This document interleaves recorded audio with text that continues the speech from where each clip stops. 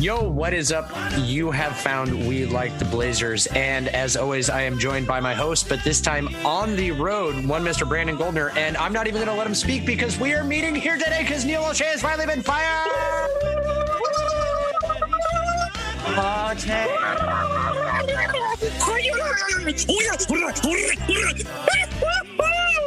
It has finally come a day, 10 years in the making, which I'll give him a pass for like the first 4. So 6 years in the making, I guess. We were going to do a video, but you're out and about. So nobody wants to see you creepily wandering through a park holding your phone. I had a tiny bottle of champagne ready to go that I was going to pop. But oh my God, I will let you start, Brandon. Your initial reaction, your thoughts, your feelings, especially after that, it has been a month now that we've been sitting on this investigation, and the more time has gone by, the more we thought that he was going to keep his job. I can't tell you how I feel. It is pretty crazy. It does feel a little surreal. And look, I know there are a lot more important things in the world than basketball. I totally understand that. But as somebody who really, really likes this team, as somebody who, named the podcast We Like the Blazers, this meant a lot to me to see this morning. And Ryan, I have to tell you, I found out in probably the most 2008 way possible. I was at my computer. That's like 2003 way possible, but you're getting close. Literally was at my computer, sipping my coffee, listening to the No Buffs podcast, which is it's a Survivor recap podcast brought to you by the guys that bring you No Dunks, formerly the Starters. And I was scrolling on Facebook, and I saw on Facebook, that little image that the team uses as graphic design when they have like an announcement to make, like an injury or a trade or whatever? I do not, because I'm not a grandpa and I'm rarely on there. They show it on Twitter. I mean, it's like like when they make releases and they have a very well designed little template and the language started, it's like, oh, there's a statement and it said the investigation. And honestly, my first thought was, oh crap.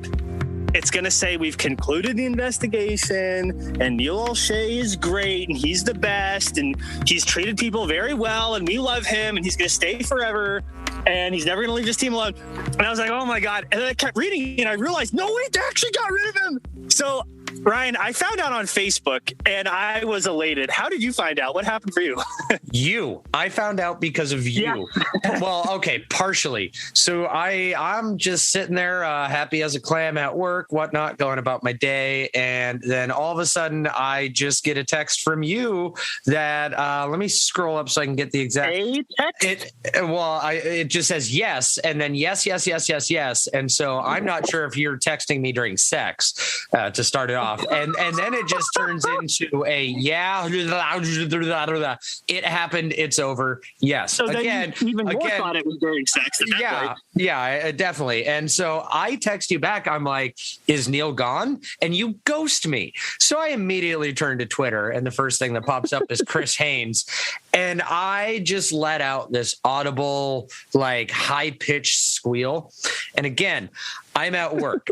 I'm on a construction site. There are very manly men surrounding me and working on their various projects. There are very manly men and then also you. Yes, and then also me, who is squealing like a little schoolgirl who just had her crush check mark the box, yes, that he does like me. And I just kind of started. That's how I feel too. No, I just kind of started pacing around, and I just smile from ear to ear. I'm not gonna lie, I got immediate goosebumps. I've been texting my wife slightly about this because she's as I've stated before, she's a Blazer fan, but I have killed her Blazer fandom with how much I care and talk about the team.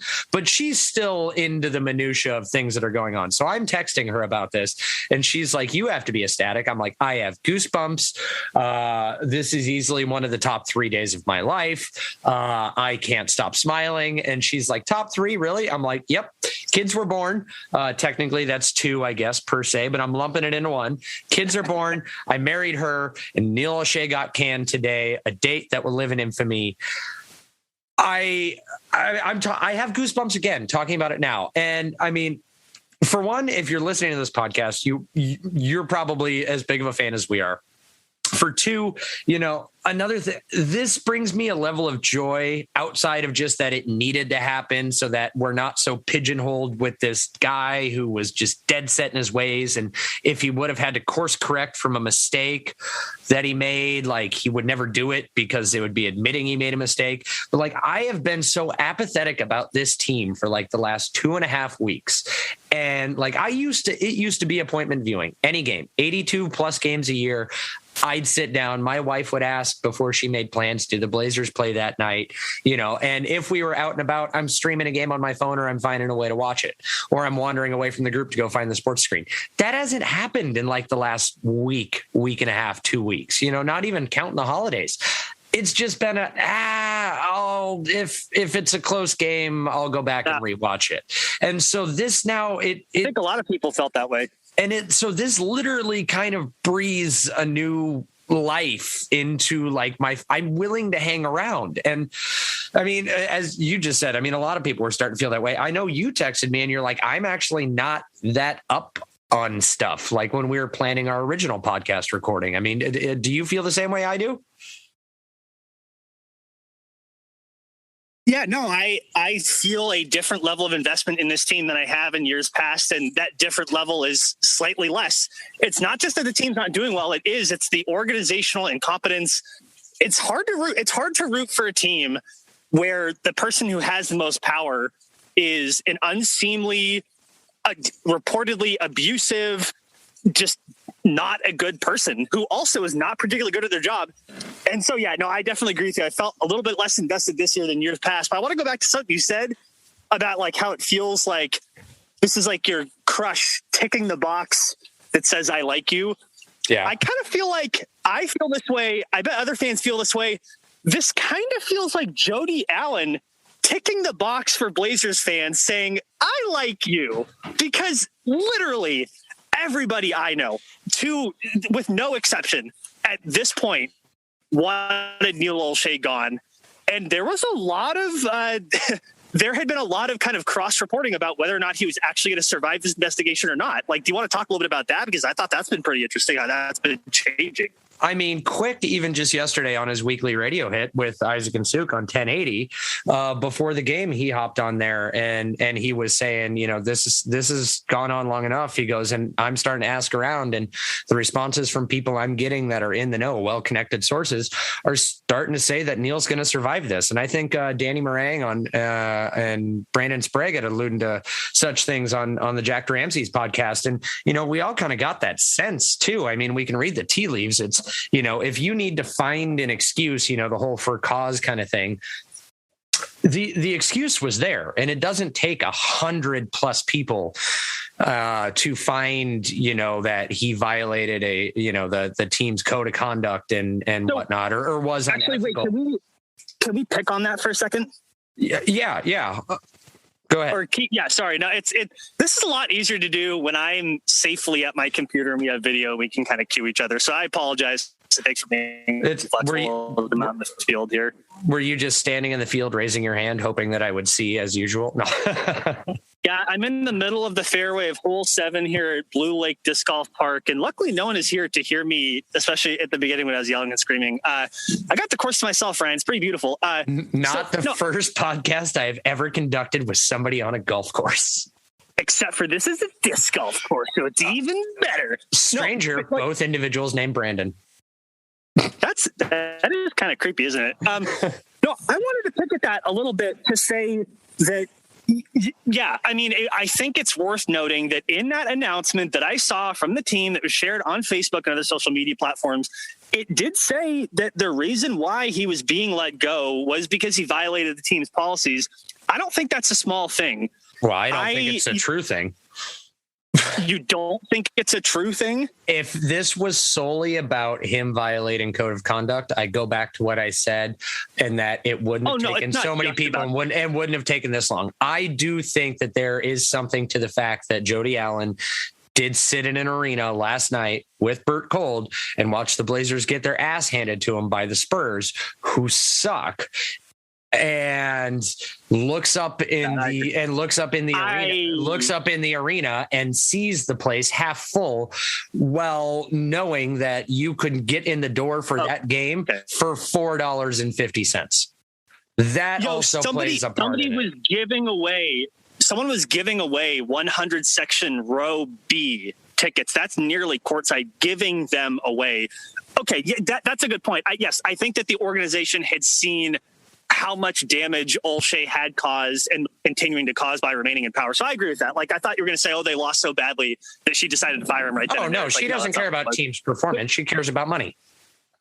So, and also, like, regardless of the motivation behind it, and, I know there's a whole nother conversation about where do we go from here.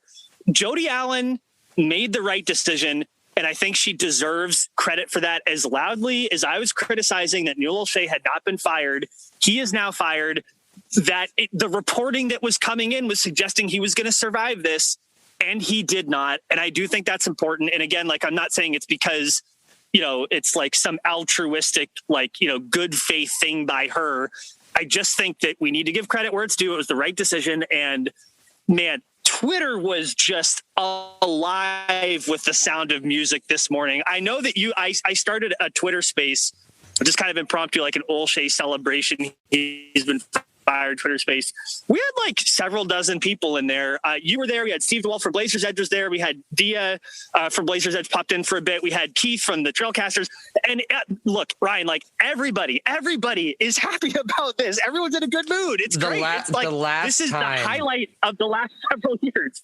The last time I can remember the Blazers community being this connected and in this much of an agreement on something was when we drafted Damian Lillard. And even then there were still like some minuscule detractors about the guy from, the small college of Weber State. But for the most part, everyone was, that's the guy. That's who we wanted. I mean, we had long been chasing the point guard of the future. This is the most unified I have seen this fan base. And I know that there were a lot of people that were pro OLSHEY guys and whatnot, and or girls, and very vocal about it. But even them had to tip their hat and go, okay, well, clean slate. Let's move on. Let's see what we can do. And so not a lot of shit talking coming out from anybody. But yeah, it was magical. And, I think we joked earlier about that. Well, what are we going to do with the podcast notes that we had? Well, they got turned into confetti for the parade. And I'm actually surprised that nobody has legitimately planned a get together anywhere in Portland. Like, has anybody, while you're out and about, can you go drive by Moda Center just to make sure that there's not like a small gathering of people down there that we need to go hang out with? I did suggest that, like, the people, and you mentioned that the Moda Center has been pretty empty by any, historical standards for Portland, that people should buy tickets to tomorrow's game against the Celtics, pack the Moda, make a visual representation about how people are happy when the organization makes good decisions. And this is a really good decision and a needed one. I don't know. Again, there's a lot to get to, a lot to pick through, and like a lot of kind of where do we go from here stuff. But honestly, in this moment, I just feel really, really good. Yeah. And to touch on some stuff that deals with like the immediate reactionness of it, I think I brought it up in the Twitter space, but the more I thought about it, the more I think I'm wrong. Was it Jim? It's Cronin or Cornyn? I think Cornyn. I think I mispronounced his name earlier, but he's the interim GM right now. It doesn't sound like he's in play to get the final job spot, but I had made the joke of like, all right, over under for how long until CJ's traded. But the more I think about it, and interim GM, but the more I think about it, it's anybody who's expecting that just because Neil's gone, now moves can be made. I don't think we're going to see a single damn thing happen to the team until a new GM gets in here, because. I don't know if I agree with that. I mean, that's fine. I would be more than happy to be wrong, but if you're going to try to pitch pitch some guys to come in here and be able to rebuild a team. One of the things like when these kind of moves happen, GMs like to come in, especially if they're not like promoted from within, but they're fresh and new and they come in. They always want their stuff and their guys. Well, they don't get to pick their coach because we're currently paying one coach to not coach. And we just started paying a coach for the first year of a 5-year deal. So now maybe they can set a record for number of coaches being paid at one time. I want to say that's like 4, and I think the Knicks did it a while ago. But no. And so that leaves what's enticing to a new GM is that he gets to try to assemble the best team that he can around Dame in his image. So I think there might be a little bit of you'd hurt the ability to compete. You'd hurt the product. You'd hurt the marketability if the interim just starts shipping off pieces wholesale, and then the new guy gets in and he's like, wait a minute, what the hell? You took all the toys that I had to play with in the toy chest. Now I can't build my Lego set. Here's my argument is I'm making a couple of assumptions. One of them is that Damian Lillard still wants to be in Portland. Yes. The second one is that Damian Lillard wants to see some movement. And then the third one is that the organization, part of why they let go of Neil Olshey was his unwillingness to make the kinds of moves that would satisfy Damian Lillard and frankly maximize his prime. So my argument, I said this in the spaces this morning, if the organization is convinced, like 99% of NBA analysts are, that you have to trade CJ McCollum, then I think even the interim GM has the organizational support to do that. And that could potentially happen, not today, not tomorrow, but I think that could happen. Plus, not only that, you have a matzo ball of a trade partner just hanging out there on the East Coast. You have a man named Ben Simmons who wants out of Philadelphia, and it's been reported that Philly and Portland have talked about those trades. Like, I know they're not yet in agreement. I honestly think that some of the reason why that has not happened is because Neil Olshey didn't want to trade CJ McCollum. And so if you have an organization who's willing to do it, then maybe an interim GM who is more willing to, again, just see the writing on the wall, the Dame and CJ pairing. I think it is possible.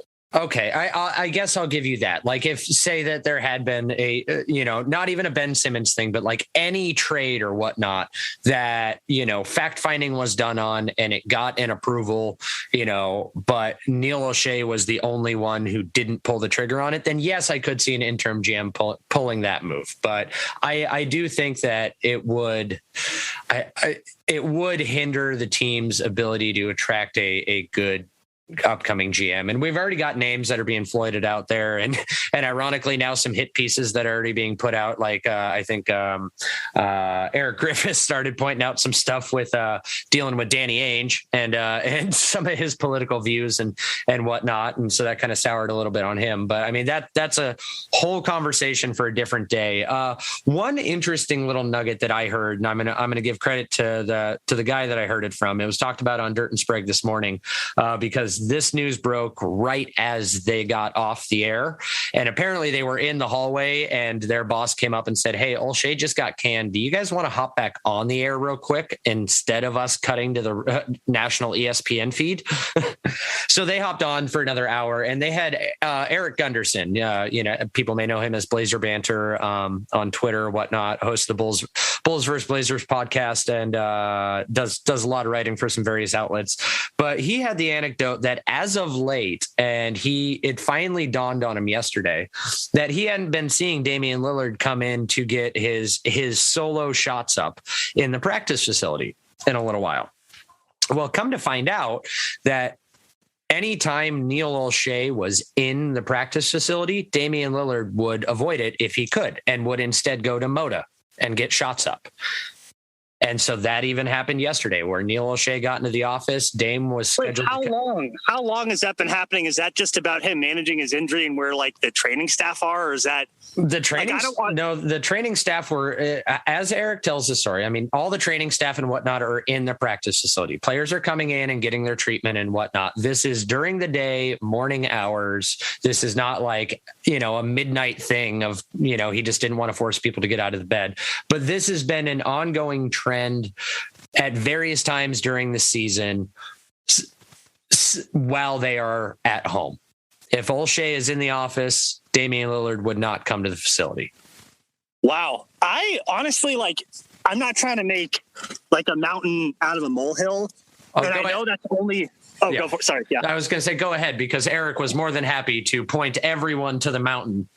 Well, no, I mean, I think that's a meaningful anecdote, if that's true. And again, I'm trying to be imaginative that there might be reasons for that other than Damian Lillard trying to avoid Neil O'Shea. But if that's true, I think that does mean a lot. And also, I don't... You and I talked a lot about this. All the reporting that came out during the summer about what Damian Lillard wanted from the team, how he was saying it, where the reporting was coming from, it was very clear there was a power struggle between Damian Lillard and OLSHEY, at least to some extent. And that power struggle has now been clarified. Yeah. And Day one. And I think everyone's happy about that. Yeah. And it ties into as well. I mean, Jason Quick had the reporting after this news broke that said that, when OLSHEY was meeting with and talking with Bert Kolde and Jody Allen last night after the game, that there was zero indication that he was going to be losing his job. And that he found out this morning, shortly before the rest of us.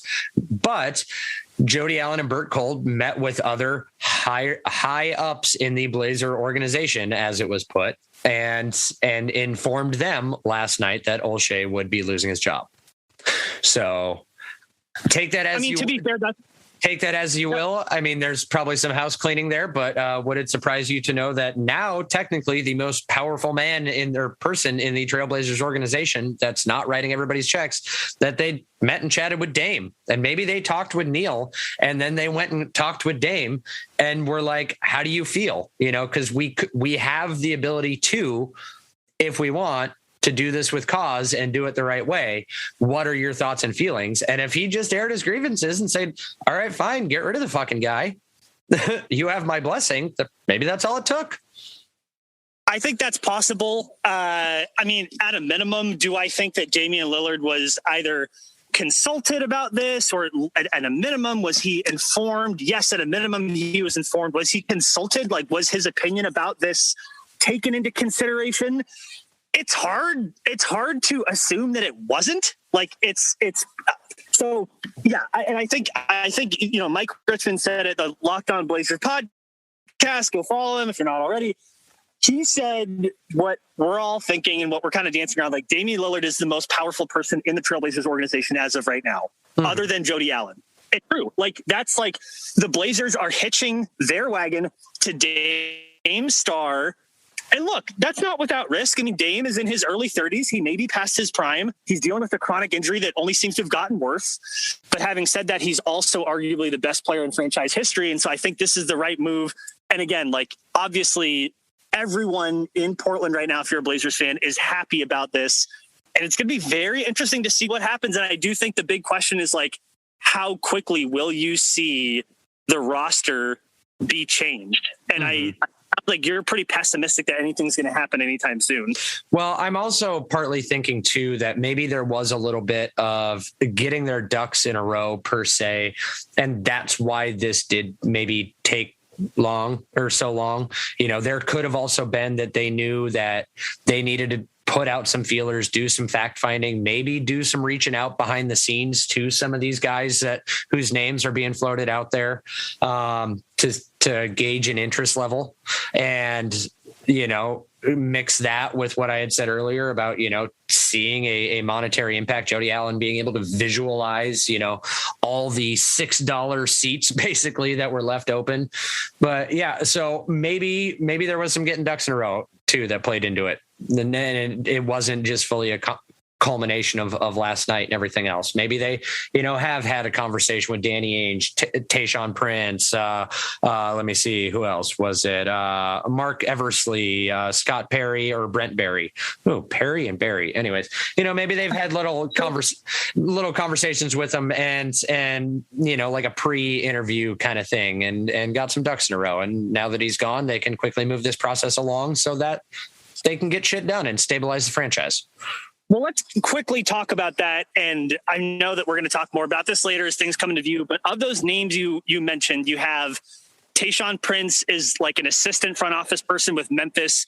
You had the current GM of the Bulls, the current GM of the Knicks, Danny Ainge, who was the longtime GM of the Celtics until somewhat recently, and then you threw out one more name who I can't place. Is there anyone in that group, though, that you are like, yes, like that should be the person, or anyone that jumps out the other way where it's like, no, that should definitely not be the person? Let me see if I'm doing some quick fact checking. You don't have to have an opinion. I know some people are pretty opinionated about Danny Ainge specifically. I like Mark Eversley. You know, as you had said, he's the general manager of the Chicago Bulls. He's got ties to the area. He was a Nike guy before the Bulls hired him away from Nike. He's younger. Also, I mean, not that I think that. Okay, hold on. I'm going to back my words up here because I just almost said something that would have come off horribly. But he's also an African-American male. So, I mean, that automatically does help make you relatable to players. And we have an African-American coach. And, you know, I think it's good that there's more diversity in the league. I don't think there are many ethnic or people of color that currently hold GM positions, but there are a lot of white executives around the NBA. Let's say that. Yeah.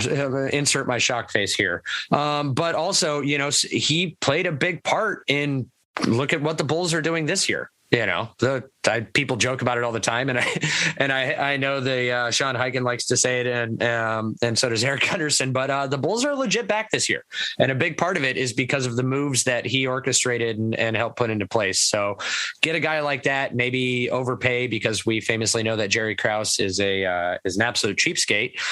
So buy him out, but he's probably my number one. If I got to go with number two, Danny Ainge, just because he did successfully build a championship team with the Celtics and he does have ties to the area. I don't necessarily know, you know, after learning a little more about him, if if some of his beliefs and philosophies fully tie in with how a lot of the Portland fan base is. So I'm not sure if that's necessarily a fit, but those are probably easily my top two. Brent Barry's a weird one for me because I just can't get him being a TV commentator out of my head. So, yeah, I mean, Billups is a TV commentator. Steve Kerr was a TV commentator, right? Like, I mean, I know that they are both coaches now.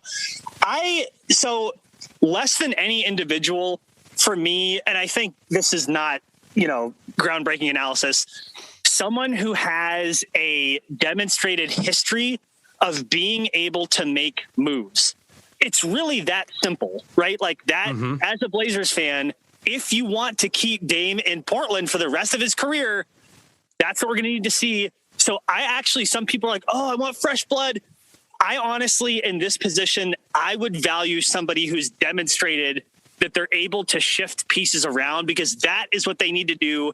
And it needs to happen pretty fast. I mean, the clock is really running out on this tough situation to walk into. Yeah, and I agree with everything you just said, but that's also kind of why I like Eversley, because he is kind of fresh blood in the GM management world.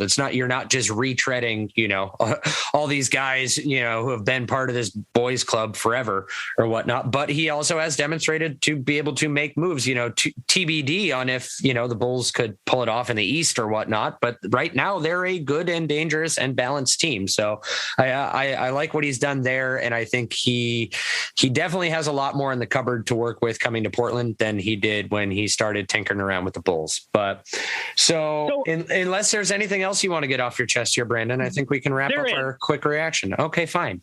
No, we're going to be here for another hour as I keep wandering around Blue Lake. I wanted to ask one more thing. Okay.